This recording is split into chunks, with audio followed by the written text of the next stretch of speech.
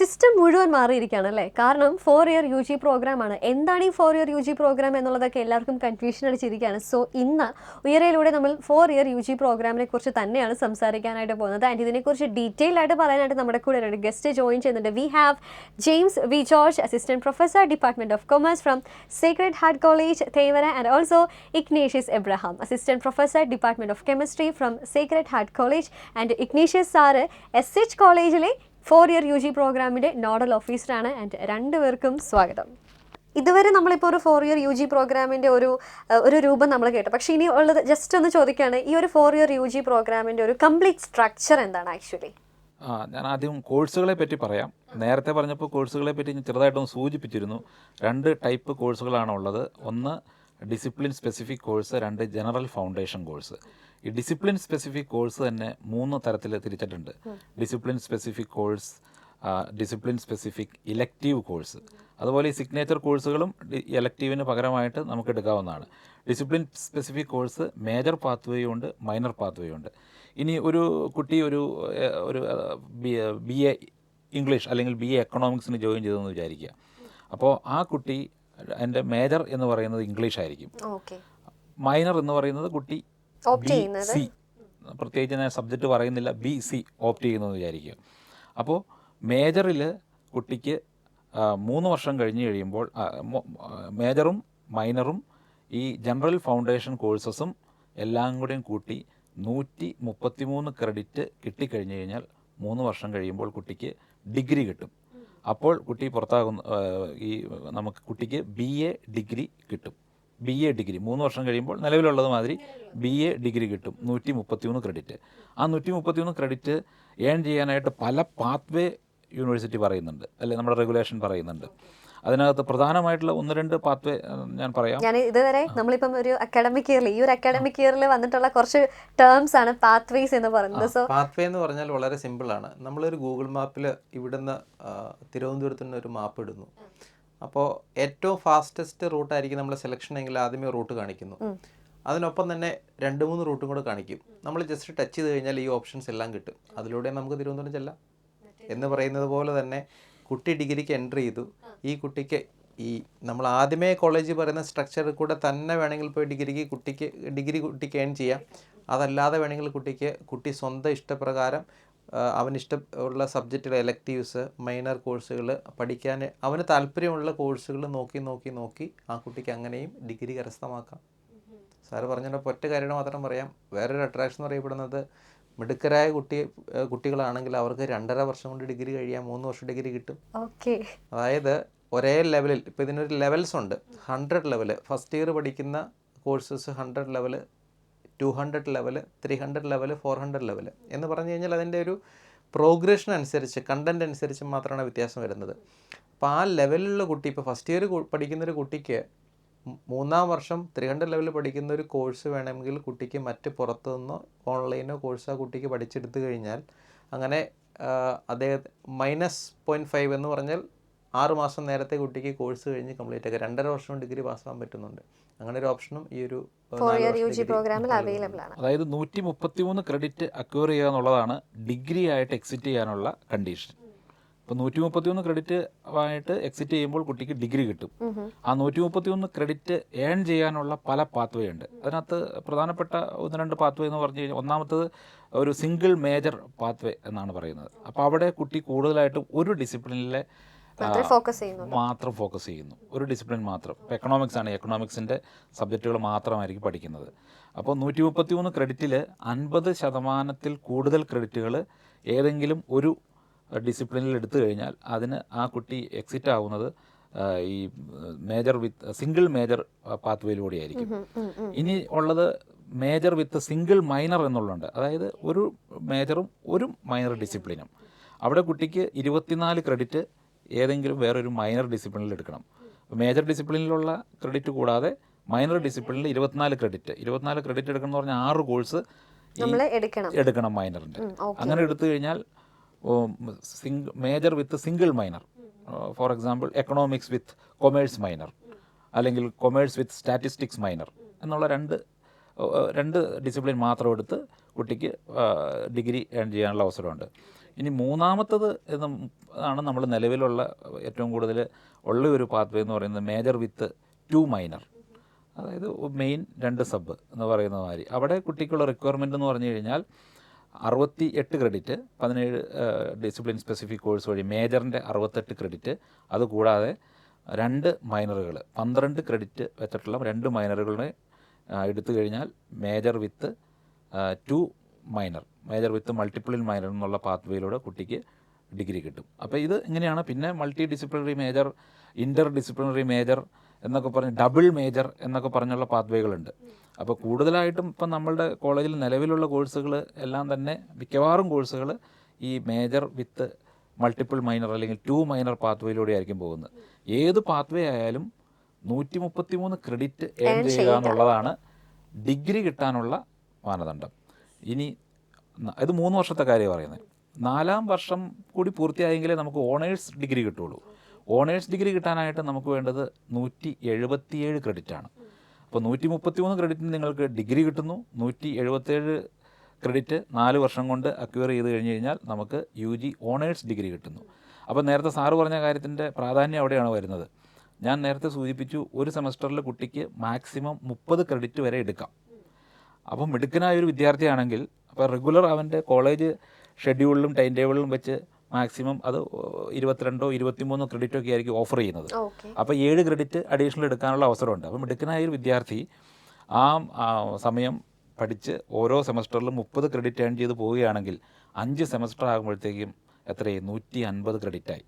നമുക്ക് ഡിഗ്രിക്ക് വേണ്ടത് 133. അപ്പോൾ 150 ക്രെഡിറ്റ് അവൻ 5 സെമസ്റ്റർ കൊണ്ട് ഏൺ ചെയ്യും. പ്രൊവൈഡഡ് നമുക്കത് ആ കറക്റ്റ് ലെവലിലുള്ള കോഴ്സുകളായിരിക്കണമെന്ന് മാത്രമേ ഉള്ളൂ.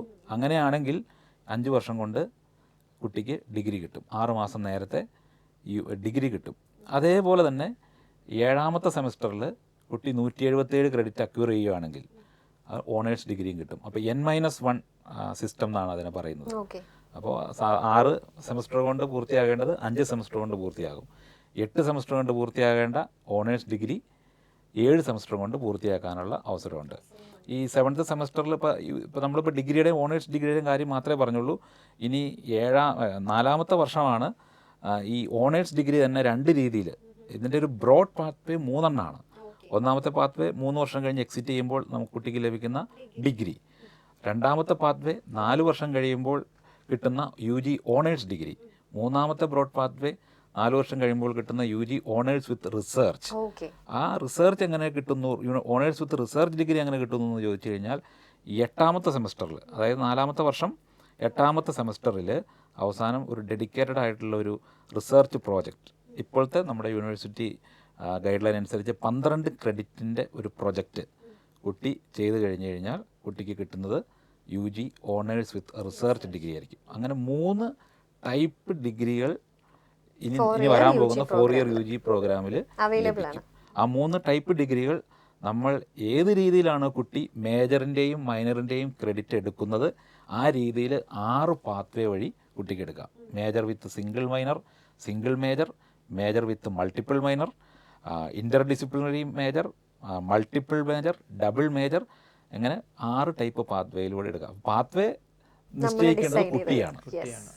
അപ്പോൾ ഈ ഡബിൾ മേജറൊക്കെ എടുക്കുമ്പോൾ ഒരു കോളേജ് അസച്ച് ഒരു ഡബിൾ മേജർ ഇപ്പം നിലവിൽ കേരളത്തിൽ ഒരിടത്ത് തന്നെ ഓഫർ ചെയ്യുന്നില്ലെന്ന് ഞാൻ മനസ്സിലാക്കുന്നത്.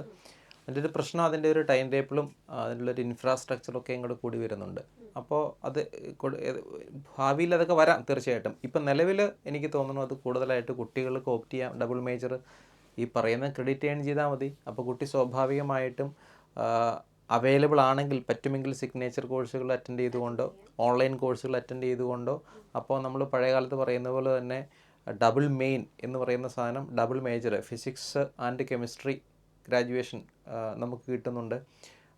കൊമേഴ്സ് ആൻഡ് എക്കണോമിക്സിന് സാധ്യതയുണ്ട്. അങ്ങനെയുള്ള സാധ്യത അവിടെ നിൽക്കുവാണ്. ഇപ്പോൾ ഒരു പക്ഷേ പലപ്പോഴും ഇപ്പോൾ ഈ ഒരു 4 ഇയർ UG പ്രോഗ്രാം അനൗൺസ് ചെയ്തതിന് ശേഷം കോളേജിൻ്റെ അഡ്മിഷനുമായി ബന്ധപ്പെട്ടൊക്കെ ഇഷ്ടംപോലെ പോസ്റ്ററുകളൊക്കെ കാണാറുണ്ട്. കേരളത്തിന് വെളിയിലുള്ള കോളേജസിൻ്റെ ഒക്കെ നമ്മൾ കാണാറുണ്ട്. അവിടെയൊക്കെ നമ്മൾ ഉപയോഗിക്കുന്നത് കാണുന്നുണ്ട്. ഇപ്പോൾ economics major with sociology and political science minor എന്നാണ് ടാഗ് ലൈൻ അങ്ങനെ പോകുന്നത്. അപ്പോൾ അതിൻ്റെ അർത്ഥം ഇക്കണോമിക്സ് കുട്ടി മേജറായിട്ട് പഠിക്കുന്നു, അവൻ്റെ ഡിസിപ്ലിൻ അതാണ്. ഇവിടെ കൊടുക്കുന്ന മൈനറുകൾ, ബേസിക് മൈനറുകൾ സോഷ്യോളജിയും പൊളിറ്റിക്കൽ സയൻസുമാണ്. കുട്ടിക്ക് സ്വിച്ച് ചെയ്യാം. കൊമേഴ്സ് വിത്ത് ഇതുപോലെ തന്നെ പറയുന്നു taxation or finance or accountancy or marketing corporation എന്ന് പറയപ്പെടുന്നു. അവിടെ നിന്ന് വേണമെങ്കിൽ കുട്ടിക്ക് അത് എലക്റ്റീവ് വെച്ചാണ് ബികോം പറയപ്പെടുന്നത്. വേണമെങ്കിൽ കുട്ടിക്ക് സ്വിച്ച് ചെയ്യാം, മൈനർ വേണമെങ്കിൽ മാറ്റിയെടുക്കാനുള്ള ഒരു ഓപ്ഷൻ വരുന്നുണ്ട്. കോളേജ് പ്രൈമ ഫേസിൽ ഓഫർ ചെയ്യപ്പെടുന്ന ഇതൊക്കെയാണ്. പക്ഷേ every students has the freedom to switch to any courses എന്നുള്ളതാണ്. സബ്ജക്റ്റ് ടു കണ്ടീഷൻസ് ഉണ്ട്. ആ കണ്ടീഷൻ എന്ന് പറയപ്പെടുന്ന ലെവൽ കറക്റ്റ് ആവണം, അങ്ങനെ കുറേ കണ്ടീഷൻസ് ഉണ്ട്. അവിടെയാണ് ആ നിയമങ്ങൾ കുറച്ച് ഫാക്കൽറ്റി അഡ്വൈസർമാരുടെയൊക്കെ റോള് കൂടുതലായിട്ട് വരുന്നത് തീർച്ചയായിട്ടും. ഇപ്പം സാർ ഇപ്പോൾ പറഞ്ഞത് every student has the freedom to switch എന്ന് പറഞ്ഞു. അതുപോലെ തന്നെ റെസ്പോൺസിബിലിറ്റിയും അധികമാണ് കുട്ടികൾക്ക്. ഇപ്പം നമ്മളിപ്പം പറഞ്ഞു ഇപ്പം സ്വിച്ചിങ് റെസ്പോൺസിബിലിറ്റി കുട്ടികളുടേതാണ്. അങ്ങനെയൊക്കെ നമ്മളിപ്പോൾ സ്വിച്ചിങ് ആ ഒരു പ്രോസസ്സിനെ കുറിച്ചും കോമ്പിനേഷൻസിനെ കുറിച്ചും ഒക്കെ പറഞ്ഞു. അപ്പം ഇപ്പോൾ കുട്ടികൾക്ക് ഒരു ഡൗട്ട് എന്താണെന്ന് വെച്ചാൽ ഒരു കോളേജിൽ ഒരു അഡ്മിഷൻ കിട്ടണം. സോ ഈ അഡ്മിഷൻ പ്രോസസ്സ് എങ്ങനെയാണ്, ഇത് ഈ ഒരു 4 year UG പ്രോഗ്രാമിനെ എങ്ങനെ ബാധിക്കുന്നു എന്നുള്ളത്. സോ അഡ്മിഷൻ പ്രോസസ്സ് എങ്ങനെയാണ് ഇത് വരുന്നത്? നിലവിലുള്ള അഡ്മിഷൻ പ്രോസസ്സ് അതേ രീതിയിൽ തന്നെയായിരിക്കും മേജറിലേക്കുള്ള അഡ്മിഷൻ പ്രോസസ്സ് നടക്കുന്നത്. ഇപ്പോൾ ഒരു സബ്ജക്റ്റിലേക്ക് കുട്ടിക്ക് അഡ്മിഷൻ എടുക്കണമെങ്കിൽ നിലവിൽ എങ്ങനെയാണോ ഇൻഡെക്സ് മാർക്ക് കാൽക്കുലേറ്റ് ചെയ്യുന്നത് അതേ രീതിയിൽ തന്നെയായിരിക്കും അഡ്മിഷൻ പ്രോസസ്സിന് യാതൊരു മാറ്റമില്ല. അഡ്മിഷൻ എടുത്തു കഴിഞ്ഞതിന് ശേഷമാണ് ബാക്കിയുള്ള ഈ പ്രൊസീജിയർ ഒക്കെ വരുന്നത്. നമുക്ക് നേരത്തെ അഡ്മിഷൻ എടുത്തു കഴിഞ്ഞു കഴിഞ്ഞാൽ അവിടെ തീർന്നു, പിന്നെ കുട്ടിക്ക് നേരെ ക്ലാസ്സിലേക്ക് പോയാൽ മതി. കുട്ടിക്ക് ഒന്നും അറിയണ്ട. ആകെപ്പാടെയുള്ള ഒരു കാര്യം എന്ന് പറഞ്ഞാൽ സെക്കൻഡ് ലാംഗ്വേജ് സെലക്ട് ചെയ്യുക എന്നുള്ളത് മാത്രമേ. ഓപ്പൺ കോഴ്സ് അത് 5th സെമസ്റ്റർ വരുമ്പോൾ ഓപ്പൺ കോഴ്സ് സെലക്ട് ചെയ്യുക എന്നുള്ളത് ആ 2 ചോയ്സ് മാത്രമേ ഉണ്ടായിരുന്നുള്ളൂ. ബാക്കിയുള്ളതെല്ലാം ഫിക്സ്ഡ് ആണ്, റിജിഡാണ്. അവിടെ നമുക്ക് വേറെ ഒന്നും ചോയ്സ് ഇല്ല. ഇവിടെ അങ്ങനെയല്ല. ഇവിടെ മേജറിലേക്ക് മേജർ ഡിസിപ്ലിനിലേക്ക് നമുക്ക് അഡ്മിഷൻ കിട്ടിക്കഴിഞ്ഞാൽ അടുത്ത സ്റ്റെപ്പ് എന്ന് പറയുന്നത് നമുക്ക് മൈനർ സെലക്ട് ചെയ്യാനുള്ള ഓപ്ഷനാണ്. അപ്പോൾ അത് വേറെയാണ് വരുന്നത്. പക്ഷേ അഡ്മിഷൻ പ്രൊസീജിയർ നിലവിൽ എങ്ങനെയായിരുന്നു അത് അങ്ങനെ തന്നെയായിരിക്കും ഫോളോ ചെയ്യുന്നത്. ഇപ്പോൾ ഒരു +2 കഴിഞ്ഞ ഒരു കുട്ടിയും കുട്ടിയുടെ പേരൻസിൻ്റെ ഒരു പെർസ്പെക്റ്റീവ് പറയുവാണെങ്കിൽ, ഇപ്പോൾ ഒരു കുട്ടിക്ക് പഠിക്കാൻ ഏതാ താല്പര്യം അത് തന്നെ അവൈലബിൾ എപ്പോഴും. അത് യൂണിവേഴ്സിറ്റികളുടെ വെബ്സൈറ്റിലാണെങ്കിലും ഓട്ടോണമസ് കോളേജിൻ്റെ സൈറ്റിലാണെങ്കിലും ഒരു കുട്ടി പഠിക്കാൻ ആഗ്രഹിക്കുന്നത് BSc ബോട്ടണി ആണെങ്കിൽ ആ കുട്ടിക്ക് അതിൻ്റെ പേര് BSc ബോട്ടണി ഓണേഴ്സ് എന്നുള്ളതായിരിക്കും, ബോട്ടണി ഓണേഴ്സ് എന്നുള്ളതായിരിക്കും. സുവോളജി ആണെങ്കിൽ സുവോളജി ഓണേഴ്സ് എന്നുള്ളതായിരിക്കും. ആനിമേഷൻ ആണെങ്കിൽ BA ആനിമേഷൻ ഓണേഴ്സ് എന്നുള്ളതായിരിക്കും. ഇനി ചില ഇതിൻ്റെ കൂടെ ആ ഒരു മൈനർ ഏതാണെന്ന് കൂടെ വരുന്നതെന്നും കൂടെ സ്പെസിഫൈ ചെയ്യുന്നുണ്ടെന്ന് മാത്രമേ ഉള്ളൂ. അത് പിന്നീട് സെലക്ട് ചെയ്യാം. പക്ഷേ അഡ്മിഷൻ്റെ പ്രൊസീജിയറിൽ നമ്മൾ ആകെപ്പാടെ ഏത് പ്രോഗ്രാമാണ് മേജറായിട്ട് പഠിക്കാൻ പോകുന്നത് എന്നുള്ളത് മാത്രം സ്പെസിഫൈ ചെയ്യുക. യൂണിവേഴ്സിറ്റിയുടെ സൈറ്റിലേക്കാണെങ്കിൽ സ്പെഷ്യലൈസേഷൻ എന്തെങ്കിലും ഉണ്ടെങ്കിൽ, എന്തെങ്കിലും ഇപ്പോൾ ഫിസിക്സ് ഒക്കെ പഠിക്കുന്ന ഒരു കുട്ടിക്ക് വേണമെങ്കിൽ സ്പേസ് സയൻസ് പഠിക്കുക. എലക്റ്റീവ്സ് ചില ക്യാമ്പസുകൾ ഓഫർ ചെയ്യുന്നുണ്ടെങ്കിൽ സ്പേസ് സയൻസ് എടുക്കാം. BCom പഠിക്കുന്ന കുട്ടിക്ക് കോപ്പറേഷനോ മാർക്കറ്റിങ്ങോ ടൂറിസമോ ഫിനാൻസ് ആൻഡ് ടാക്സേഷനോ ഓഫർ ചെയ്യുന്നുണ്ടെങ്കിൽ അതുകൊണ്ട് സ്പെഷ്യലൈസേഷൻ എടുക്കാം. ഇംഗ്ലീഷ് പഠിക്കുന്ന കുട്ടിക്ക് ഇപ്പോൾ സിനിമയോ ഫിലിം സ്റ്റഡീസോ എക്സ്ട്രാ ഒരു സ്പെഷ്യലൈസേഷൻ എന്തെങ്കിലും ഉണ്ട്, പൊളിറ്റിക്കൽ സയൻസ് ഉണ്ടെങ്കിലോ ഹിസ്റ്ററി ഉണ്ടെങ്കിലോ അങ്ങനെ എടുക്കാം. ഹിസ്റ്ററി പഠിക്കുന്ന കുട്ടിക്ക് പോർച്ചുഗീസ് ഹിസ്റ്ററി ഉണ്ട്, ജർമ്മൻ സ്റ്റഡീസ് ഉണ്ട്. അങ്ങനെ എന്താണോ വരുന്നത് അതനുസരിച്ച് സ്പെഷ്യലൈസേഷനിൽ ഓപ്റ്റ് ചെയ്ത് കൊടുക്കാം. ഇൻഡെക്സ് മാർക്ക് കുട്ടിക്ക് അഡ്മിഷൻ കിട്ടാൻ എടുക്കുന്ന മാർക്കിൻ്റെ കാൽക്കുലേഷൻ ഇപ്പോൾ ഓരോ പ്രോഗ്രാമുകൾക്ക് എങ്ങനെയാണോ അതേ പാറ്റേണിൽ തന്നെ ഫോളോ ചെയ്യുന്നുണ്ട്. എലിജിബിലിറ്റി ക്രൈറ്റീരിയ അങ്ങനെ തന്നെയാണ്. ഗ്രേസ് മാർക്കിൻ്റെ ക്രൈറ്റീരിയ അങ്ങനെ തന്നെ പോകുന്നത്. റാങ്ക് പാറ്റേൺസ് അങ്ങനെ തന്നെ പോകുന്നുണ്ട്. റിസർവേഷൻ റൂൾസ് അങ്ങനെ തന്നെ പോകുന്നുണ്ട്. ഫീയുമായി ബന്ധപ്പെട്ടും വലിയ കാതലായ മാറ്റങ്ങളൊന്നും വന്നിട്ടില്ല നിലവിൽ. അതിൻ്റെ ഒരു സ്ട്രക്ചറിൻ്റെ അകത്ത് ചെറിയ മാറ്റങ്ങളൊക്കെ ഒരുപക്ഷെ മുന്നോട്ട് പോകുമ്പോൾ വരാം. കാരണം കുട്ടി പണ്ട് നിർബന്ധമായിട്ടും പഠിക്കണം. അപ്പോൾ അതുകൊണ്ട് ഒരു കുട്ടി പിന്നീട് സെലക്ട് ചെയ്യുമ്പോൾ ആ പഠിക്കേണ്ടാത്ത കോഴ്സിന് കുട്ടി ഫീസ് അടയ്ക്കേണ്ട സാഹചര്യം ഉണ്ടാവാൻ പാടില്ല. അപ്പോൾ അതിന് വേണ്ടിയുള്ള ചില സാഹചര്യങ്ങളൊക്കെ ഒരുങ്ങി വരുന്നുണ്ട്. അത് ഒഴിവാക്കി കുട്ടി അപ്പോൾ ഒരു കോഴ്സ് ഫീസ്, ഓരോ കോഴ്സിനും ഫീസ് എന്ന രീതിയിലൊക്കെ ഒരു സാധ്യത മുന്നോട്ട് ഉണ്ടാവാൻ സാധ്യതയുണ്ട്. അപ്പം അങ്ങനെ അത്തരത്തിലുള്ള വലിയ ഒരു മാറ്റമാണ് വരുന്നത്. അഡ്മിഷൻ പ്രോസസ്സിനെ പറ്റി യാതൊരു ആശങ്കയും വേണ്ട. അതിനകത്തൊരു പുതുമയില്ല. അത് പഴയതുപോലെ തന്നെ. ഒറ്റ കാര്യമുള്ളൂ, യൂണിവേഴ്സിറ്റിയായിട്ട് അഫിലിയേറ്റ് ചെയ്ത കോളേജുകളിലേക്ക് വേണ്ടി യൂണിവേഴ്സിറ്റിയുടെ ക്യാപ് പോർട്ടലിൽ അഡ്മിഷൻ പോർട്ടലിൽ പോവുക. ഓട്ടോണമസ് കോളേജുകളിലേക്കാണെങ്കിൽ അതാത് കോളേജിൻ്റെ വെബ്സൈറ്റിൽ പോയിട്ട് അതാത് കോളേജിൻ്റെ അഡ്മിഷൻ നമ്മളിപ്പോൾ ഇത്രയും നാൾ നമ്മൾ എങ്ങനെയാണോ ഫോളോ ചെയ്യുന്നത് അത് തന്നെയായിരിക്കും കണ്ടിന്യൂ ചെയ്യുന്നത്. കുട്ടി വീട്ടിൽ ഇരുന്ന് പറയാണ്, ഇപ്പോൾ +2 സയൻസ് പഠിച്ച കുട്ടി പറയണേ എനിക്ക് പഠിക്കാൻ ആഗ്രഹം കെമിസ്ട്രിയാണ് എന്ന് പറഞ്ഞു കഴിഞ്ഞാൽ ഒരു കുഴപ്പമില്ല. ആ കെമിസ്ട്രി ഓണേഴ്സായെന്ന് മാത്രമേ നമ്മൾ ആപ്ലിക്കേഷൻ സെലക്ട് ചെയ്യേണ്ടുള്ളൂ. സ്പെഷ്യലൈസേഷന് വേണ്ടി സെലക്ട് ചെയ്യുക. അതുള്ള കോളേജുകൾ അവിടെ ഡ്രോപ്പ് ഡൗൺ വരും. അതിലേത് കോളേജ് ആദ്യം വേണം അങ്ങനെ തന്നെ ഓപ്റ്റ് ചെയ്ത ഓപ്ഷൻസ് കൊടുത്ത് അപ്ലൈ ചെയ്യുക. കുട്ടി കോളേജിൽ വന്നതിന് ശേഷമാണ് അഡ്മിഷൻ സമയത്തോ അതിനെ തുടർന്നുമായിരിക്കണം മൈനർ കോഴ്സുകൾ ബാക്കിയെല്ലാം സെലക്ട് ചെയ്യേണ്ടത്. അത് ഓരോ സെമസ്റ്ററുമായി ബന്ധപ്പെട്ട് അങ്ങനെ തന്നെ ഓരോ സെമസ്റ്റർ തന്നെ കുട്ടിക്ക് ലോഗിനിൽ ഇത് വരുന്നുണ്ട്. അപ്പോൾ അവിടെ ഒരു പ്രധാനപ്പെട്ട സംഭവം, ഈ കുട്ടി ഒരു കോഴ്സ് സെലക്ട് ചെയ്യുന്നത്, സിഗ്നേച്ചർ കോഴ്സ് ഉൾപ്പെടെയുള്ള കോഴ്സിനെ കുറിച്ച് പറഞ്ഞു, മൈനർ മാറാമെന്നൊക്കെ പറഞ്ഞു. അപ്പോൾ പണ്ട് കാലത്ത് സിലബസ് എന്ന് പറഞ്ഞാൽ അത് അധ്യാപകരുടെ കയ്യിൽ മാത്രമേ ഇരിക്കുന്നു, പബ്ലിക് ഡോക്യുമെൻ്റ് ആണെങ്കിൽ പോലും അത്രമേൽ വായിക്കപ്പെടുന്നില്ല.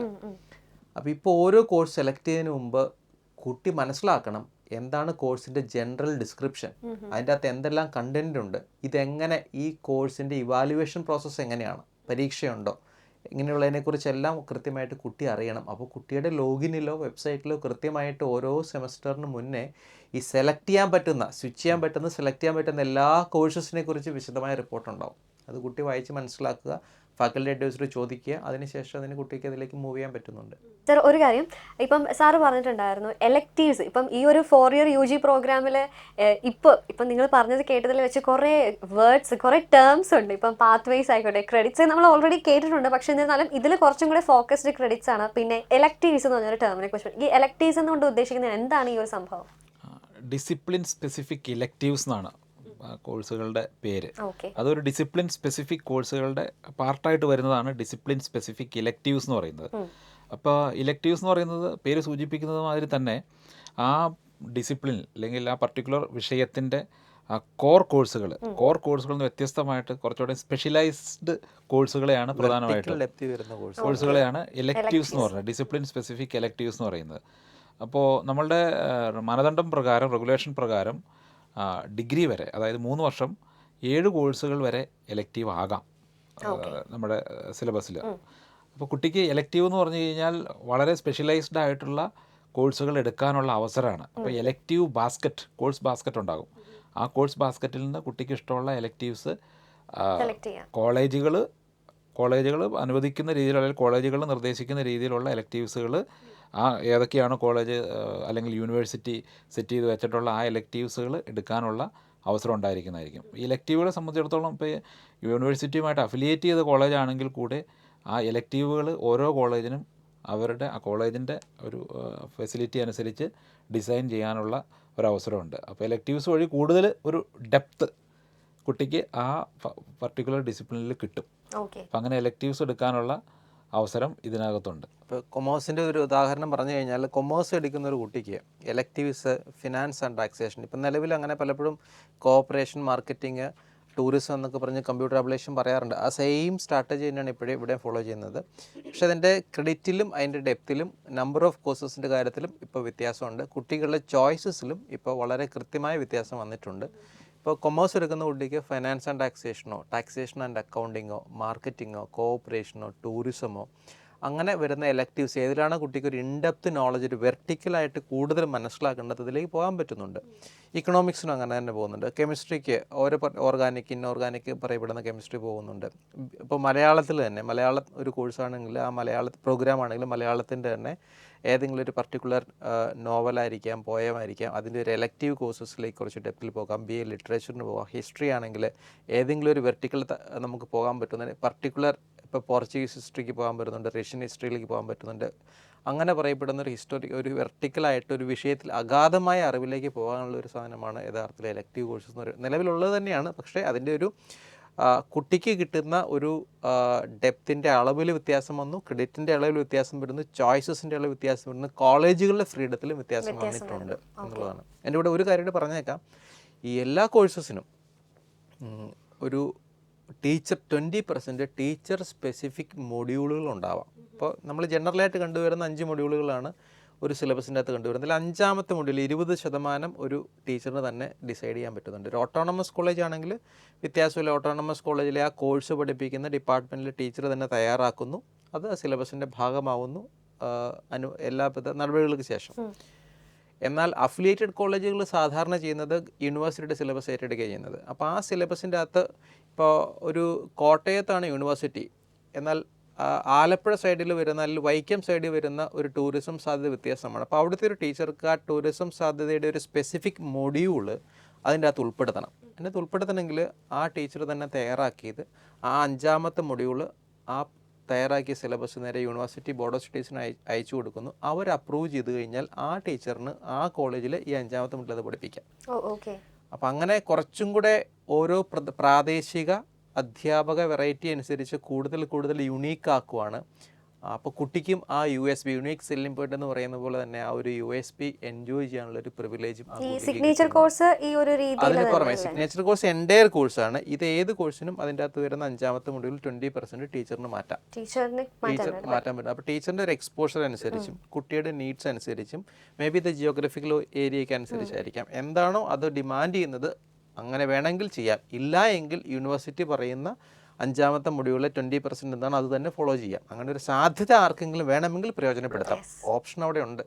ഇപ്പം ഞാനിങ്ങനെ ഓർക്കുമായിരുന്നു, നമ്മുടെ കോൺസ്റ്റിറ്റ്യൂഷൻ നമ്മളോട് പറയും നമുക്ക് നമുക്ക് ഓരോ സിറ്റിസൺസിന് നമുക്കൊരു റെസ്പോൺസിബിലിറ്റി ഉണ്ട്, അതുപോലെ തന്നെ നമുക്ക് എന്താ പറയുക ഡ്യൂട്ടീസും ഉണ്ടെന്ന് പറയാം. നമുക്ക് ആസ് എ സിറ്റിസൺ അവകാശമുണ്ട്, അതുപോലെ തന്നെ നമുക്കുള്ള ഡ്യൂട്ടീസ് ഉണ്ട്. അതുപോലെ തന്നെയാണ് കുട്ടികൾക്ക് എന്ത് ചൂസ് ചെയ്യണം എന്നുള്ളൊരു അവകാശമുണ്ട്, അതുപോലെ തന്നെ ചില ഡ്യൂട്ടീസും ഉണ്ട്. അപ്പം ഒരു സംശയം എന്താണെന്ന് വെച്ചാൽ ഈ ഒരു 4 ഇയർ UG പ്രോഗ്രാമിൽ ഇപ്പം ഇലക്റ്റീവ്സിനെ കുറിച്ച് പറഞ്ഞു, നമുക്ക് ഇൻ ഡെപ്തിലേക്ക് ഒരു സബ്ജക്റ്റിനെ കുറിച്ച് പോകാം. ആൻഡ് ഓൾസോ നമുക്ക് ഇന്ന കോമ്പിനേഷൻസ് നമുക്ക് ചൂസ് ചെയ്യാമെന്ന് പറഞ്ഞു. സോ നമ്മൾ ഇതുവരെ ഫോളോ ചെയ്ത് കൊണ്ടുവന്ന ഒരു ഡിഗ്രി എന്ന് പറയുന്നത് നമ്മൾ ഒരു സബ്ജക്റ്റിൽ തന്നെ നമ്മൾ എക്സ്പേർട്ടായി മാറുക. ഇപ്പം അതിൻ്റെ തന്നെ PG എടുക്കുന്നു, അങ്ങനെ ആ ഒരു സബ്ജക്റ്റ് ഇപ്പം ഇംഗ്ലീഷ് ലാംഗ്വേജ് ആൻഡ് ലിറ്ററേച്ചർ എടുക്കുകയാണെങ്കിൽ നമ്മൾ അതിൽ first year, second year, third year കഴിയുമ്പോൾ ആ ഒരു സബ്ജക്റ്റിനെ കുറിച്ച് നമുക്കൊരു ഐഡിയ കിട്ടും, അതിനകത്തൊരു ഐഡിയ ഉണ്ടായിരിക്കും. പക്ഷേ ഇതിപ്പോൾ നമ്മൾ പലത് എടുക്കുന്നുണ്ട്, ഒന്നിനും എക്സ്പേർട്ട് ആവാതെ വരുന്നു എന്നുള്ളൊരു സംഭവമുണ്ട്. അങ്ങനെ ഒരു നെഗറ്റീവ് ഇമ്പാക്റ്റ് ഈ ഒരു 4 ഇയർ UG പ്രോഗ്രാമിനെ കൊണ്ട് വരുന്നുണ്ട്. അങ്ങനെ ഒരു ഇമ്പാക്റ്റ് വരുന്നുണ്ടോ? ഒരിക്കലുമില്ല.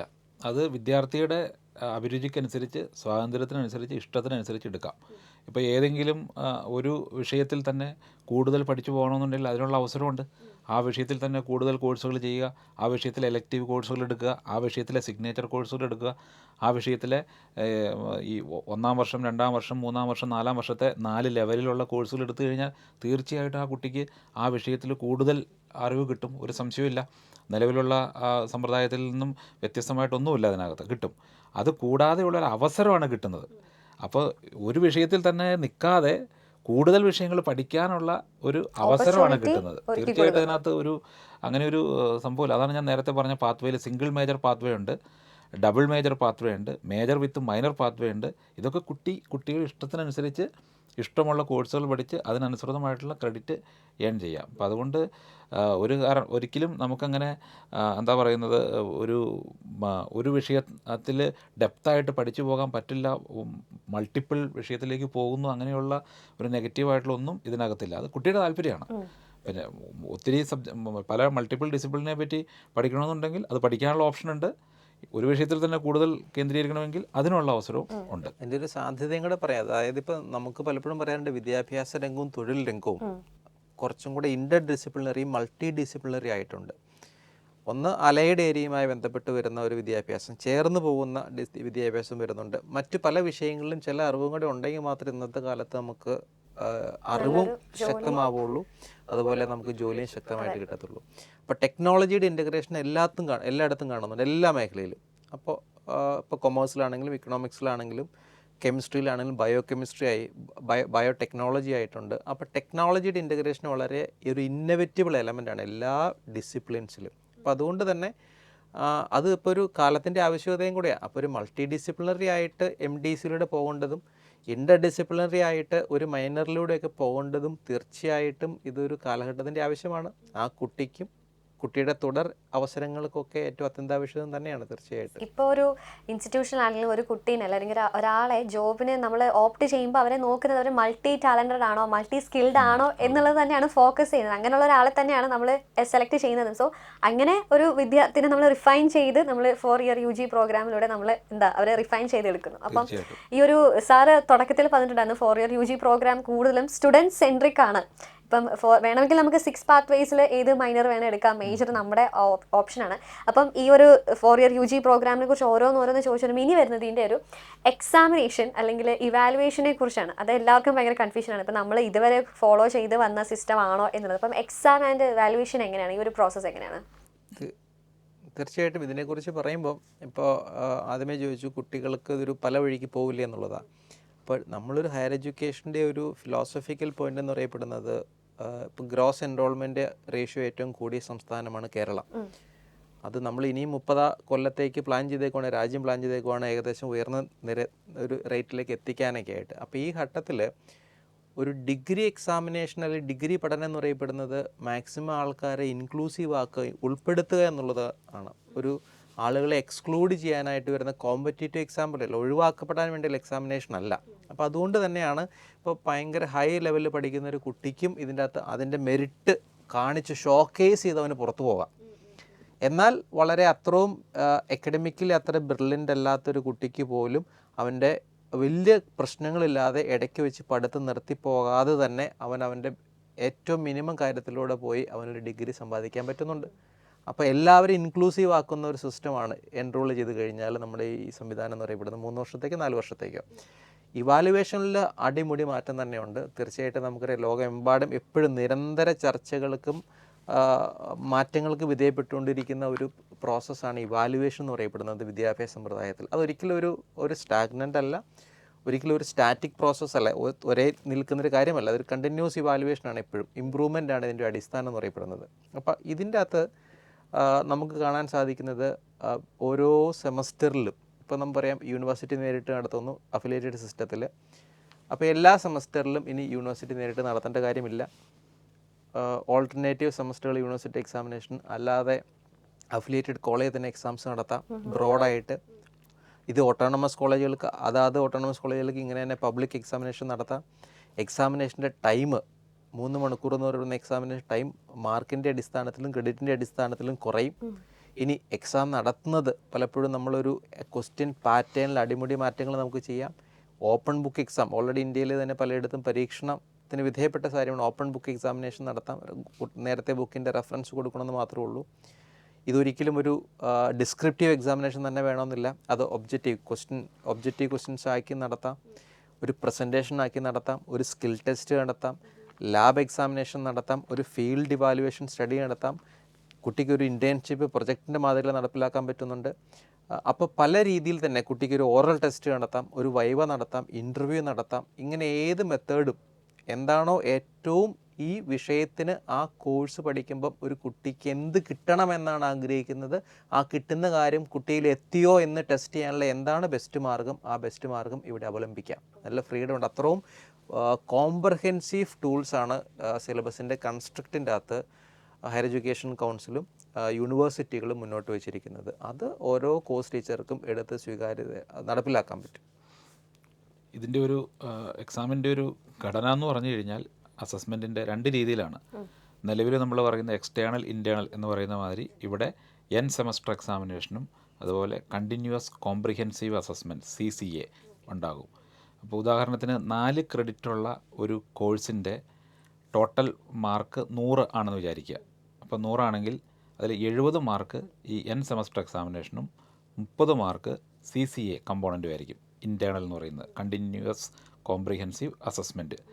അപ്പോൾ ഈ CCA എങ്ങനെ നടത്തണം എന്നുള്ളത് അത് ആ കോഴ്സ് എടുക്കുന്ന അല്ലെങ്കിൽ കോഴ്സിൻ്റെ കോർഡിനേറ്റർ ആയിട്ടുള്ള അധ്യാപകൻ്റെ ഒരു ഡിസ്ക്രിപ്ഷനാണ്. അതുപോലെ കോഴ്സിൻ്റെ നേച്ചർ അനുസരിച്ച് കുറേയധികം മെത്തേഡ്സ് നമ്മുടെ റെഗുലേഷൻ പറയുന്നുണ്ട്.